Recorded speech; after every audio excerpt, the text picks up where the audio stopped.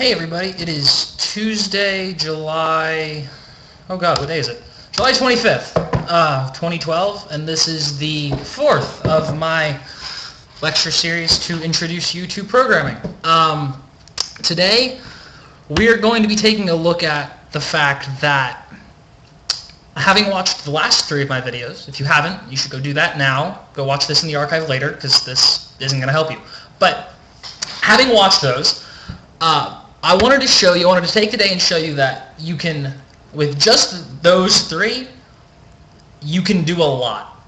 Now, there are a few things here, and what I'm going to show you today, that I haven't covered, but all in all, for the most part, I would say 90% of the code I'm going to show you today is stuff you already know how to do, or I hope you already know how to do. This code is from an open source project called, well, it's called the Learn Programming Mentoring Channel Bot. Really long name. But what it is that if you head over to Reddit /r/learn programming and search, there was a thread about a month ago where someone suggested putting together an open source project so that beginners could come together and work, and more experienced people could contribute and help manage files, etc., manage projects, and help them learn, because that was the whole point of the subreddit. And it gained a bit of traction, and so I contribute to it. We've got I don't know how many active members. I'd say like 10, 15, which is a fair amount for a small programming project, and then like 50 on the registered list. So it's a small, but it's a fun little thing. I like contributing to it. I would definitely recommend, if you want to get some real world experience in working with other people, working on open source projects, I would head over to that. Let's see. Do I have all the information for it? If you go to Freenode, IRC, freenode.net, channel #LPMC, you can talk to everyone there. That's probably the best place to find people. There's also Learn Programming on GitHub, github.com/learnprogramming. That will be where you'll kind of organize code, commit code, all that fun stuff. But if you don't know what that is, GitHub has some great tutorials to kind of get you started. It's a CMS, content management system.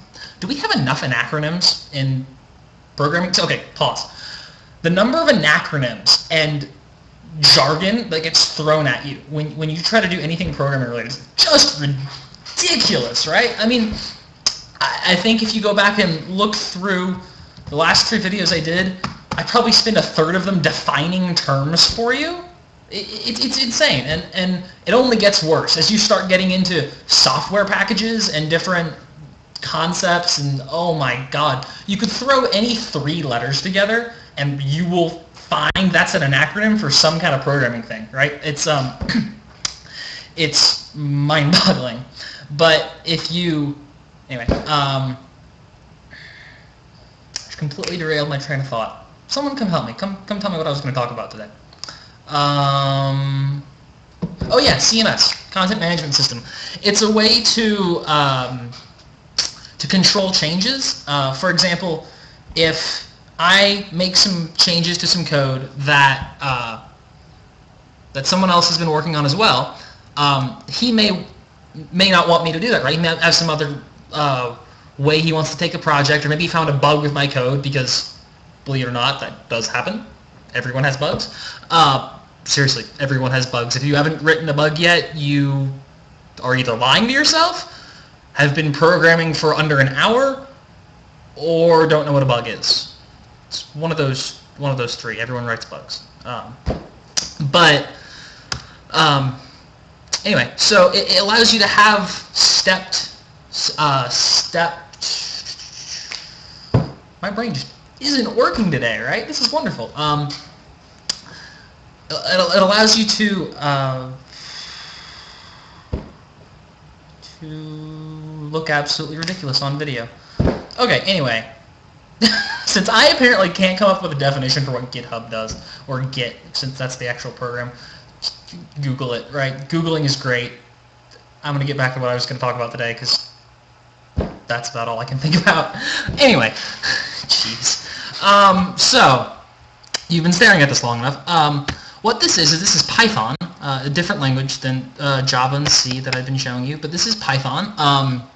It's a scripting language, and that's what I wanted to talk about today. Today I want to talk about scripting, which is just, it's also called imperative programming, where you just give the computer a series of commands and it does them. And it's amazing what you can do with just that. I mean, between that, variables, and if statements, you can do, and user input. User input's kind of important. But between those things, you can do a whole lot of stuff. And yeah, comments. I've not mentioned comments, but in Python, if you put a hash in front of this, you can leave little notes to everyone else. You can kind of see what it does. It helps explain your code. Theoretically, your code should be self-evident. Like, you should be able to look at the code and say, oh yeah, that's easy to read, easy to understand. It should just read, just kind of like a book of, this makes sense. But that's not always the case. Sometimes things get confusing. I personally think this is a little over-commented, but that's okay. It's kind of a preference thing. But anyway, I wanted to pull over into this library here, where we have all the functions for this bot. And you can see here we have this, I'm not going to go back and explain how all of it gets into there, but we have this function, and I'll explain really in depth what a function is tomorrow, but basically a function is just a block of code that you can tell the computer, go run this, and it has a name and it has inputs you give it, and it just goes and runs that, and then it hands you back something else. Think of it like just another piece of code that got spliced in there, so instead of having, instead of having all this code here and all the way down and down and down, instead of having that every time you need it, you just call parse message, and it will run it. But we'll get into functions more complicated tomorrow. But I just want to go here and say this if statement. This is an array, which is something I realized after the fact I skipped over on variables, but sorry about that. We'll come back to those. But it's just another piece of data, right? If this equals this, and this equals this, and if blah, blah, blah, blah, blah, do this, right? Set this return value equal to the format needed to output something into an IRC channel. Let's see, what else do we have here? You have assignment statements, more variable setting, a lot of variable setting. You noticing this over and over? If these things, then do this. Here's a rather interesting calculator. I've not actually read all this code. That's probably my oversight. I probably should have read it beforehand, but I just got home from work. But it's a calculator. I'll just read through it and kind of figure out what it does. But basically, yeah. Oh, it's just using the built-in Python functions. Oh, well, okay, that's not as interesting to look at because you can't see the math, but it's just calling functions. So functions are important, but you don't need them. Okay, no, you do need them, but you don't need them for these examples. Like here, ignore try. Try is unimportant to the what we're looking at right now. But if this, set this stuff. If this, and you can play rock, paper, scissors. It's really just set some variables, and then compare them, and then put out what you need. And there, you can play rock, paper, scissors. Cool, right? I mean, I don't know. I like fun little games like that.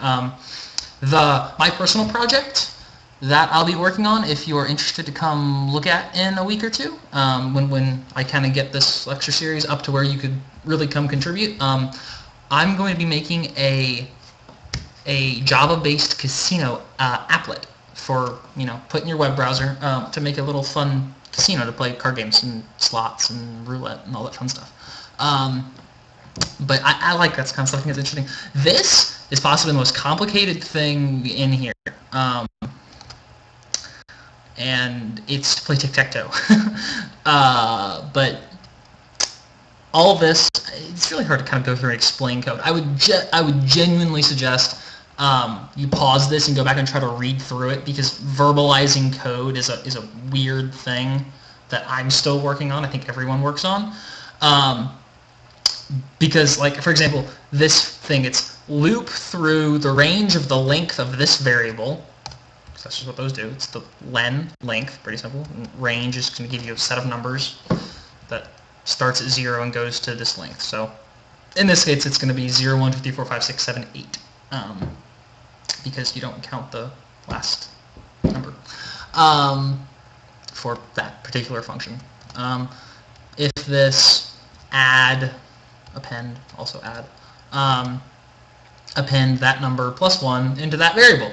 It's still just variable setting. It's just, it looks a little more complicated because it's using methods and using loops and functions and all that more complicated things, but it's still just do this a lot, compare it, and if so, set this variable, which is entirely I wanted to tell you today. Oh no.